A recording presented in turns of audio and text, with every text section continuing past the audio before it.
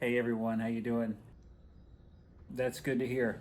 Today we're going to make jalapeno horseradish sauce.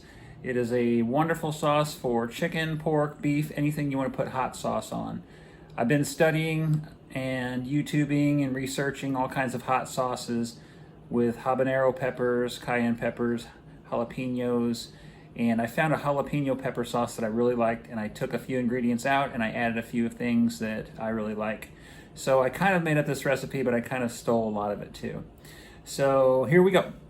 Jalapeno horseradish sauce. Here are the ingredients you will need. I'm not going to name every one because I'll just put a list up there for you. I only have 13 jalapenos, and some of them are a little bit rubbery because I picked them last week, but we're going to go outside and pick a few more. We need 15 to 20 of them, so let's go get some. All right, these are my raised beds. Actually did pretty well. Look, here's a good one. Another one. Got some cayennes growing over there. One's turning red. So back to the jalapenos, we need a few more.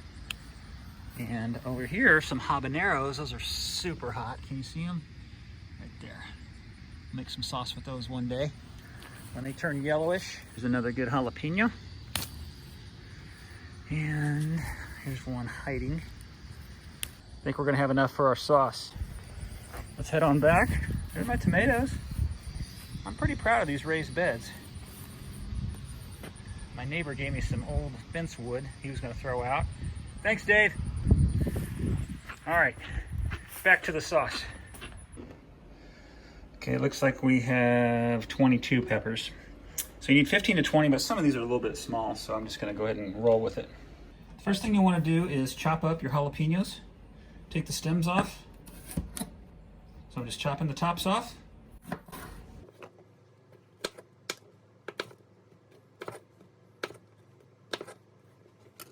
If you want your jalapeno horseradish sauce to be a little bit not crazy hot, you can split your jalapenos down the middle and you can scrape out the seeds right here.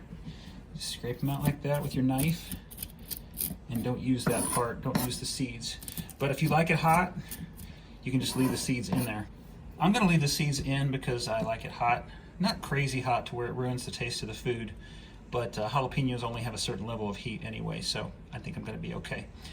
Now when you chop these up, it doesn't matter how you chop them up. It can just be chunks, in half, rough. You don't have to have uniform pieces because we're gonna be cooking the heck out of it and we're gonna blend it.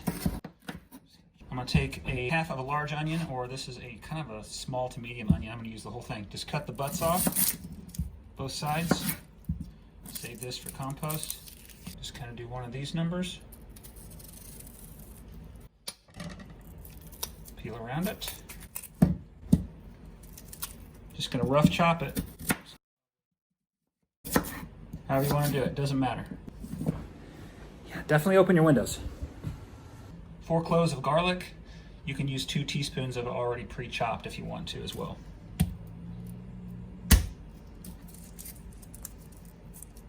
Peel your garlic. Rough chop. Whatever. So, next thing, we are going to add all of our chopped ingredients into the pan. Onion, garlic, jalapenos. All in. Next, 1.5 cups of white distilled vinegar. You can use apple cider vinegar, whatever kind of vinegar you want. 1.5 cups of water. I use bottled water. 1.5 tablespoons of salt. 1 teaspoon of brown sugar. 10 cranks of coarse ground pepper. 1 tablespoon of horseradish. The only thing we haven't put in there is the liquid pectin. We'll do that at the end. We're gonna crank it on high. Lid on. We're gonna bring it to a boil, then we'll turn it down to low for 20 minutes. Okay, we have boilage. I'm just gonna give it a little stir.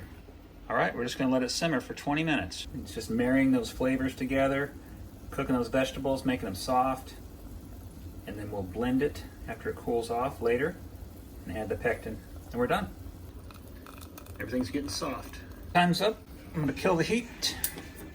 Now I'm gonna let it sit for 20 minutes so it cools off a little bit before we put it into the blender. All right, we're cooled off, so we're going to transfer this to the blender.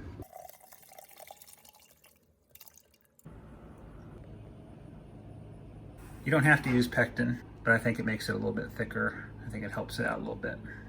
Lid on, give it a little pulse.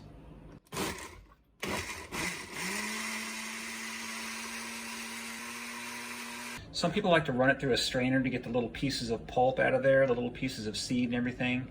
But I like to leave it because it gives it more of like a rustic kind of texture.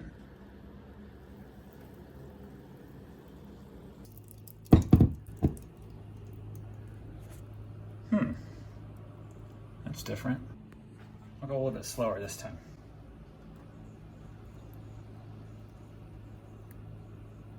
Stop. You can put these in any old container you want. That's an old like little juice container. Here's one with the old mason jar. You can use whatever container you want. We're going to put it in the refrigerator before we use it.